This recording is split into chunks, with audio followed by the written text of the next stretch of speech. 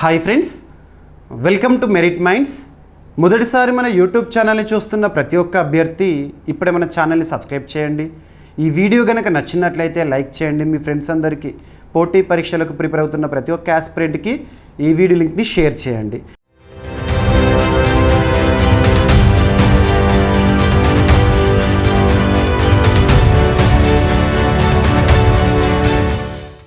ఇక ఈ వీడియోలో ఎకానమీకి సంబంధించి 3 కాంటెంపరీ ఇష్యూస్ని డిస్కస్ చేయబోతున్నాము. ఫస్ట్ టాపిక్ వచ్చేసి భారతదేశ ఎగుమతులను కనుక పరిశీలిస్తే రాష్ట్రాల ర్యాంకింగ్స్. రెండవ టాపిక్ వచ్చేసి ఇటీవల భారతదేశ జీడిపి వృద్ధి రేటును ఏ సంస్థలు ఏ విధంగా అంచనా వేస్తున్నాయి. మూడవ టాపిక్ వచ్చేసి RBI monetary policy committee meeting August 6, 2025 రోజున జరిగిన సమావేశంలో తీసుకున్న కీలక నిర్ణయం ఏంటి. సో ఈ వీడియోని చివరి వరకు చూడండి. మీ ఫ్రెండ్స్ అందరికీ వీడియో లింక్ని షేర్ చేయండి. ఇక మనము టాపిక్లోకి వెళ్దాము. Very very very important current ఎకానమీలో భాగంగా. సో కరెంట్ ఎకానమీలో భాగంగా ఒక 2-3 టాపిక్స్ ఈరోజు హైలైట్గా వార్తల్లోకి వచ్చినాయి. అందులో ఫస్ట్ టాపిక్, ఎకానమీలో చాలా స్టాట్స్ని మనం చూస్తూ ఉంటాం, గణాంకాలు. The stats in the economy are not at all static. They are volatile, they are dynamic. అంటే ఎప్పుడు మారుతూ ఉంటాయి, ఎప్పుడు కూడా స్థిరంగా ఉండవు. మీరు చూడండి, ఎకానమీలో చాలా గణాంకాలను చూస్తూ ఉంటాము. రిపోర్ట్స్ రిలీజ్ అవుతూ ఉంటాయి. ఎకనామిక్ సర్వేకి సంబంధించి కానివ్వండి, బడ్జెట్కి సంబంధించి కానివ్వండి, లేదా మన భారతదేశానికి సంబంధించి ప్రముఖ సంస్థలు విడుదల చేసే నివేదికలు, గణాంకాలు కానివ్వండి, ఇవన్నీ కూడా మనం అప్డేట్ చేసుకుంటూ వెళ్తే ఎకానమీలో మ్యాక్స్ స్కోర్ చేయవచ్చు. సో ఇక్కడ టాపిక్ ఏంటంటే దేశ ఎగుమతుల్లో రాష్ట్రాల స్థానం ఏ విధంగా ఉంది, గణాంకాలు చూద్దాము.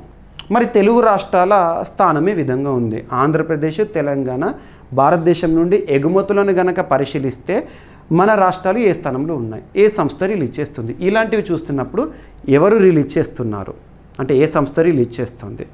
నెక్స్ట్ వచ్చేసేసి అందులో గణాంకాల ప్రకారం చూస్తే మన రాష్ట్రానికి ఇంపార్టెన్స్ ఇస్తూ మన రాష్ట్ర గణాంకాలను కూడా చూడాలి. ఫైన్. ఒక బేసిక్ పాయింట్ ఏంటంటే ఎగుమతులు, దిగుమతులు అనే వర్డ్స్ మీరు చూస్తున్నారంటే, ఎక్స్పోర్ట్స్, ఇంపోర్ట్స్ అనే వర్డ్స్ చూస్తున్నారంటే అది ట్రేడ్ రిలేటెడ్గా, వాణిజ్య సంబంధిత మినిస్ట్రీ ఆఫ్ కామర్స్ పరిధిలోని అంశం. అది గుర్తుంచుకోండి.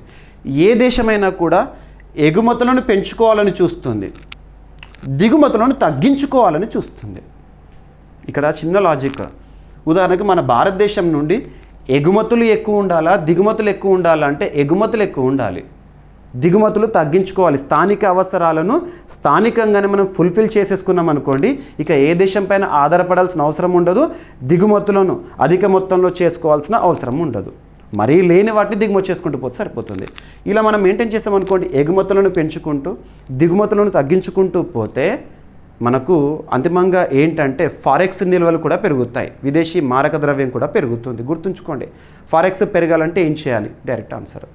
ఇక్కడ మరి ర్యాంకింగ్స్ని చూస్తే ఏ సంస్థ రిలీజ్ చేసిందంటే federation of Indian export organization, FIEO, federation of Indian export organizations. ఈ సంస్థ ఇచ్చిన గణాంకాలు, తాజా నివేదిక ఇటీవల ముగిసిన ఆర్థిక సంవత్సరంలోని గణాంకాలను రిలీజ్ చేసింది. ఇటీవల ముగిసిన ఆర్థిక సంవత్సరం అంటే ఏంటి? ఆర్థిక సంవత్సరం ఎప్పుడైనా కూడా ఎకనామిక్ సబ్జెక్టులో మనం ఏం చూస్తాము, ఏప్రిల్ 1న ప్రారంభమవుతుంది, మార్చి 31తో ముగుస్తుంది. అంటే ఇటీవల ముగిసిన ఆర్థిక సంవత్సరం అంటే 2024 ఏప్రిల్ 1 నుండి 2025 మార్చ్ 31 వరకు, రీసెంట్ మార్చ్ 31 వరకు ఫినాన్షియల్ ఇయర్ అనేది ముగిసింది. ఏప్రిల్ 1 నుండి మళ్ళీ కొత్త ఆర్థిక సంవత్సరాన్ని చూస్తున్నాం మనం. మరి ఈ గడిచిన ఆర్థిక సంవత్సరంలో ఓకేనా, భారతదేశం నుంచి జరిగిన ఎగుమతుల్లో మన తెలుగు రాష్ట్రాలు వచ్చేసి వరుసగా 6-7 స్థానాల్లో ఉన్నాయంట. ఆంధ్రప్రదేశ్ 6వ స్థానంలో ఉంది, తెలంగాణ 7వ స్థానంలో ఉంది. మన ఎగుమతుల విషయంలో దేశం నుండి మొత్తం ఎగుమతి అవుతున్న వస్తువుల్లో మన రాష్ట్రాల వాటా ఎంతో చూడాలి. ఇక్కడ అబ్జర్వ్ చేస్తే మరి మొదటి స్థానంలో ఎగుమతులు అత్యధికంగా ఏ రాష్ట్రం నుండి జరుగుతున్నాయి అంటే గుజరాత్. గుర్తుపెట్టుకోండి, ఎక్స్పోర్ట్ పైన ఎక్కువగా కాన్సన్ట్రేట్ చేస్తున్నారు. సో ఇక్కడ ప్రధాన అంశాలు ఈ నివేదిక ప్రకారం ఏంటంటే 2024-25లో భారతదేశం మొత్తం ఎగుమతులు వచ్చేసి మొత్తం కంప్లీట్ ఎక్స్పోర్ట్స్ ఫ్రమ్ ఇండియా మన కంట్రీ నుండి 37.02 లక్షల కోట్ల రూపాయలు. ఓకేనా, బిలియన్ డాలర్స్లో కనుక చూసామనుకోండి $437.42 బిలియన్. మరి అగ్రస్థానంలో మరి భారతదేశం నుండి ఎగుమతుల పరంగా చూస్తే ఏ రాష్ట్రం మొదటి స్థానంలో ఉందంటే గుజరాత్. గుర్తుపెట్టుకోండి. మొత్తం ఎగుమతులు 100 అనుకోండి, 100%కి తీసుకుంటాం, ఎప్పుడైనా పర్సెంట్ 100కి తీసుకుంటాం. ఆ 100లో గుజరాత్ నుండి మాత్రమే 26.60% అంట. అంటే మోర్ దెన్ క్వార్టర్ కంటే ఎక్కువ గుజరాతే కంట్రిబ్యూట్ చేస్తుంది. ఇక తెలుగు రాష్ట్రాల వివరాలను చూద్దాము. సో ఆంధ్రప్రదేశ్ ఎగుమతుల విషయంలో ర్యాంకులను కనుక పరిశీలిస్తే 6వ స్థానంలో ఉంది. ఆంధ్రప్రదేశ్ నుండి $20.78 బిలియన్ విలువైన ఎగుమతులను చూసాము. మరి దేశంలో మొత్తం అవుతున్న ఎగుమతుల్లో ఆంధ్రప్రదేశ్ వాటా ఎంత అంటే 4.75%. ఇక తెలంగాణ విషయానికి వస్తే $19.12 బిలియన్ ఎగుమతులు చేశాము, 7th పొజిషన్లో ఉంది. మరి భారతదేశంలోని మొత్తం ఎగుమతుల్లో తెలంగాణ వాటా వచ్చేసి ఎంత అంటే 4.37%. ఓకేనా. ఇక టాప్ 5 స్టేట్స్ భారతదేశంలో జరుగుతున్న ఎగుమతులను కనుక చూస్తే రాష్ట్రాల వారీగా ర్యాంకింగ్స్ ఇస్తే ఏ రాష్ట్రం టాప్లో ఉందన్నాను, గుజరాత్. ఆ వాల్యూ కూడా చూద్దాము. సో గుజరాత్ టాప్ పొజిషన్లో ఉంది. గుజరాత్ నుండి మొత్తం ఎగుమతులు గడిచిన ఆర్థిక సంవత్సరంలో $116.33 బిలియన్ అంట. మరి ఎగుమతుల్లో గుజరాత్ వాటా ఎంత? More than quarter, 26.60%. గుర్తుపెట్టుకోవాలి, తప్పదు. మహారాష్ట్ర సెకండ్ పొజిషన్లో ఉంది, $65.86 బిలియన్ విలువైన ఎగుమతులు చేసింది గడిచిన ఆర్థిక సంవత్సరంలో. మొత్తం కంట్రిబ్యూషన్లో ఎగుమతుల్లో మహారాష్ట్ర వాటా కనుక తీసుకుంటే 15.06%. తమిళనాడు థర్డ్ పొజిషన్లో ఉంది, $52.07 బిలియన్. కంట్రిబ్యూషన్ వచ్చేసి ఎగుమతుల్లో 11.90%.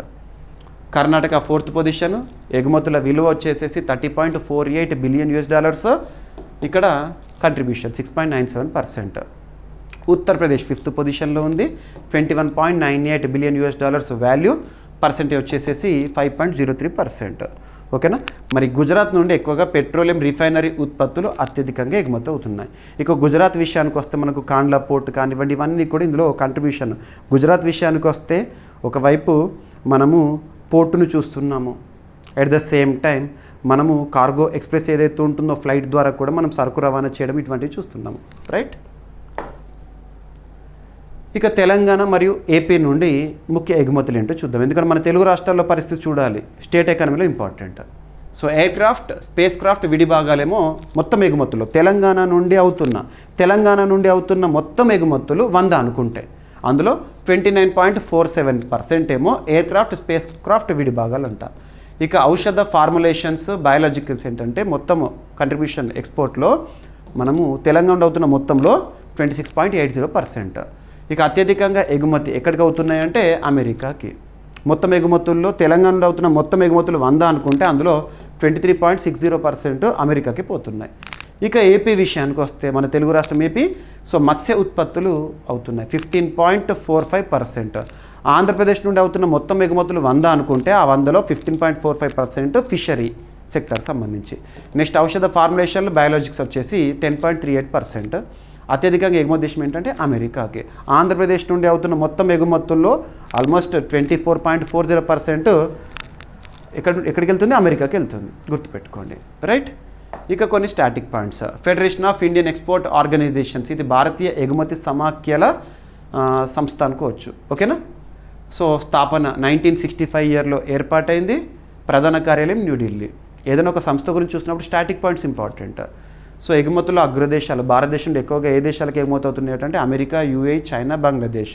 ప్రధాన ఎగుమతులు ఏమవుతున్నాయంటే మనము పెట్రోలియం ఉత్పత్తులు, రిఫైనరీస్ కానివ్వండి, ఔషధాలు, కెమికల్స్, వస్త్రాలు, ఎలక్ట్రానిక్స్, ఆటోమొబైల్ వీటి భాగాలు గుర్తుపెట్టుకోండి, సరిపోతుంది. ఈ ర్యాంక్స్ పైన క్వశ్చన్స్ అడగవచ్చు పోటీ పరీక్షల కోణంలో, రైట్.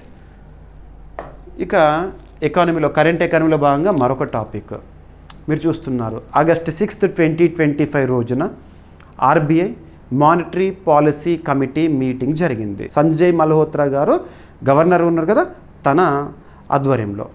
ఇక్కడ మరి అబ్జర్వ్ చేస్తే ఆగస్టు 6 డేట్ గుర్తుంచుకోండి. ఆగస్టు 6, 2025 రోజున RBI monetary policy committee meeting అనేది జరిగింది.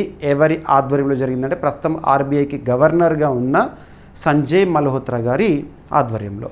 మరి అందులో తీసుకున్న కీలక నిర్ణయం ఏంటంటే వడ్డీ రేట్లను యథాతథంగా కొనసాగిస్తూ వస్తున్నారు. యథాతథంగా గతంలో మనం చూసాము, జూన్ 6, 2025 రోజున మానిటరీ పాలసీ కమిటీ మీటింగ్ జరిగింది కదా, అప్పుడు రెపో రేట్ను తగ్గించడము అటువంటివన్నీ చూసాము. సో ఇప్పుడు తగ్గించడం లేదు, పెంచడం లేదు, యథాతథంగా కొనసాగిస్తూ వస్తున్నారు. ఆ రేట్స్ ఏంటో చూద్దాము. ఓకేనా.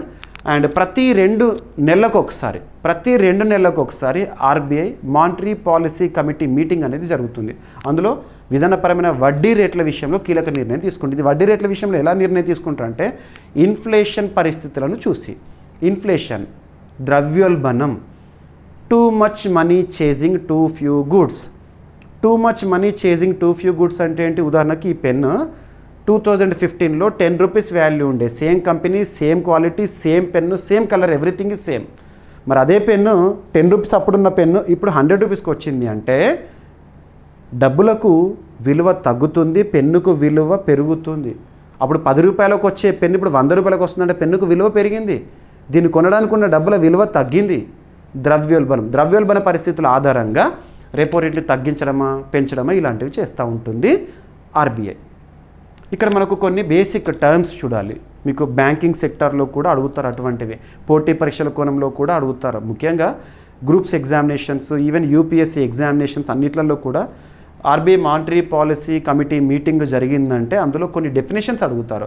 ఎస్ఎల్ఆర్ అంటే ఏంటి, సిఆర్ఆర్ అంటే ఏంటి, రెపో రేట్ అంటే ఏంటి, రివర్స్ రెపో రేట్ అంటే ఏంటి అంటారు. అంతే తప్పితే ఆ నెంబర్స్ అడగరు. ఈ నెంబర్స్ ఎప్పుడు కూడా మారుతూ ఉంటాయి, గుర్తుపెట్టుకోండి. ఇక్కడ కొన్ని concepts. SLR, statutory liquidity ratio, చట్టబద్ధ నగదు నిల్వల నిష్పత్తి అంటాం తెలుగులో. సింపుల్గా ఎలా అర్థం చేసుకోవచ్చు అంటే it is the amount that is kept with the commercial bank itself as per RBI guidelines. అంటే ఆర్బీఐ భారతదేశంలో బ్యాంకులకే bank, apex bank regulatory bank కదా. భారతదేశంలో బ్యాంకింగ్ వ్యవస్థ మొత్తాన్ని నిర్వహించేది, నియంత్రించేది ఆర్బీఐ. అందుకే రెగ్యులేటరీ బ్యాంక్ అంటాము. ఆర్బీఐ గైడ్లైన్స్ ఇస్తుంది, కొన్ని ప్రకటిస్తుంది. సో ఎస్ఎల్ఆర్ ఇంత పర్సెంట్ అని ఉదాహరణ తీసుకుంటే ప్రస్తుతం ఎస్ఎల్ఆర్ 18% అనుకోండి, 18% ఉంది. ఎస్ఎల్ఆర్ 18% అంటే ఏంటంటే ఉదాహరణకు భారతదేశంలో ఒక కమర్షియల్ బ్యాంకు, ఏ అనే ఒక కమర్షియల్ బ్యాంకు వాళ్ళ దగ్గర ఎప్పుడు చూసినా కూడా ఆ వాణిజ్య బ్యాంకు వారి వద్ద ఎప్పుడు కూడా ఉంచుకోవాల్సిన, చట్టబద్ధంగా ఉంచుకోవాల్సిన నగదు నిల్వల నిష్పత్తి అంత ఉంచుకోవాలి. అంటే 18% ఆఫ్ ద టోటల్ వాళ్ళ దగ్గర ఉంచుకోవాలి ఇప్పుడు కూడా. Next CRR, cash reserve ratio. అంటే it is the amount that is kept with the RBI as per RBI guidelines. So RBI చెప్తుంది సిఆర్ఆర్ ఇంత పర్సెంట్, 4% అని చెప్పింది అనుకోండి. ఇప్పుడు భారతదేశంలో పనిచేసే ఒక commercial bank 4% of the commercial bank వాల్యూని ఎక్కడ పెట్టాలి అంటే అన్ని నగదు నిల్వలను ఎక్కడ పెట్టాలి, ఆర్బీఐ దగ్గర పెట్టాలి. ఒక షూరిటీ అని కూడా అనుకోవచ్చు. నెక్స్ట్ రెపో రేట్ అంటే ఏంటి? రెపో రేట్ అంటే వడ్డీ రేటు. ఉదాహరణకు చూడండి, ఒక పర్సన్, ఎవరైనా సరే ఒక పర్సను కొంత అప్పు చేశాడు, తెలిసిన వాళ్ళ దగ్గర అప్పు తీసుకొచ్చాడు. అప్పు తీసుకున్న తర్వాత దాన్ని మనం అసలు అంటాం. మరి అసలుకి వడ్డీ కలుపుతూ చెల్లించాలి, వడ్డీ అనేది ఉంటుంది కదా. మరి తీసుకున్న అప్పుకి వడ్డీ ఇవ్వడం అనేది సాంప్రదాయంగా కొనసాగుతుంది.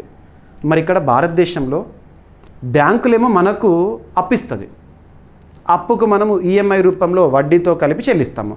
ఒకవేళ బ్యాంకులకే గనక డబ్బులు కావాలనుకోండి, అప్పు కావాలనుకోండి, మరి బ్యాంకులు ఎక్కడికి పోవాలి? అందుకే భారతదేశంలో బ్యాంకులకే బ్యాంకు ఆర్బీఐ అంటాము. బ్యాంకులకే బ్యాంక్ అది. మరి ఒక బ్యాంకుకి కొంత మొత్తంలో అప్పు కావాలంటే ఏం చేస్తుంది? ఆ కమర్షియల్ బ్యాంకు ఆర్బీఐని అడుగుతుంది, నాకు ఇంత మొత్తం అప్పు కావాలి అని. మరి అప్పు తీసుకున్నందుకు ఆ కమర్షియల్ బ్యాంకు ఆర్బీఐకి ఏం చెల్లించాలి? వడ్డీ చెల్లించాలి కదా. ఆ వడ్డీని మనం ఏమంటామంటే బ్యాంకింగ్ టర్మినాలజీలో రెపో రేట్ అంటాము.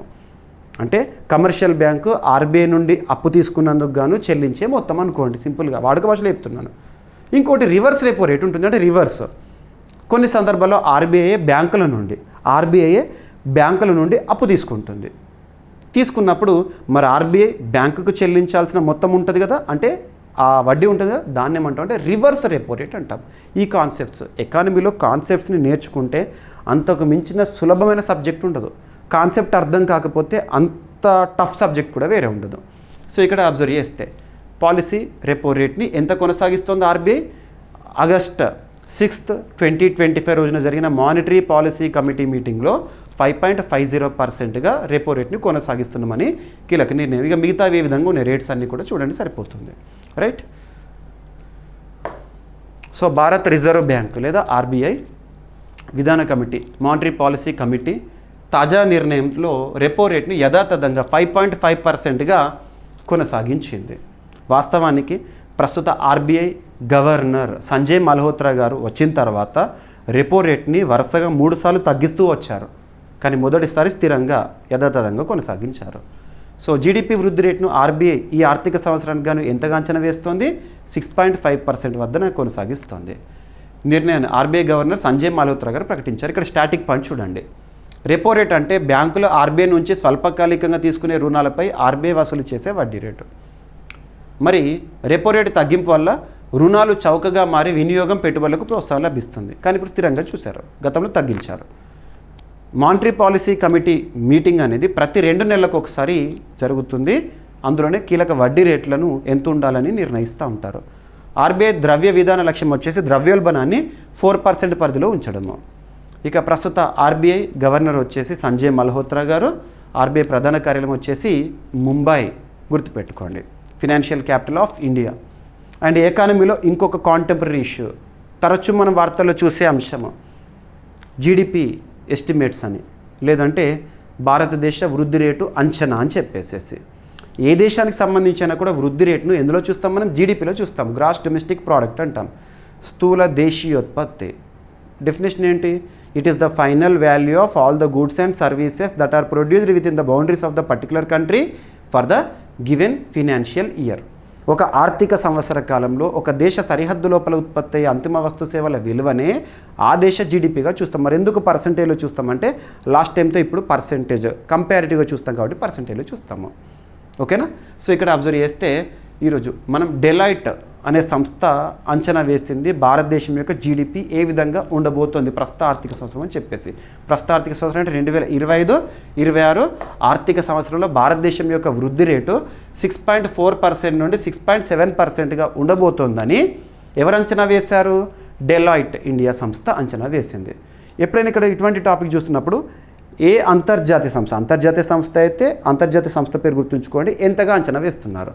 మరియు ఇటీవల కాలంలో ఆ నెంబర్స్లో కూడా మారుస్తూ ఉంటారు వారు. సో ప్రస్తుత పరిస్థితుల ఆధారంగా జీడిపి గ్రోత్ రేట్ ఎస్టిమేట్ తగ్గించడమా పెంచడం కూడా చేస్తూ ఉంటారు.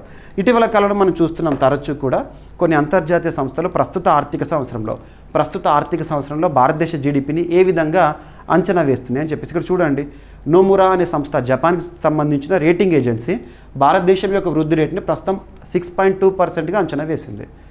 ఇక ఇక్రా అనే సంస్థ, ఐసీఆర్ఏ అనే సంస్థ 6.2%గానే అంచనా వేసింది. ఇక వరల్డ్ బ్యాంక్, వాషింగ్టన్ డీసీ కేంద్రంగా పనిచేస్తున్న వరల్డ్ బ్యాంక్ ప్రస్తుత ఆర్థిక సంవత్సరంలో భారతదేశం యొక్క జీడిపి 6.3% ఉంటుందని అంచనా వేసింది. ఇండియా రేటింగ్స్ అనే సంస్థ 6.3% అంటున్నారు.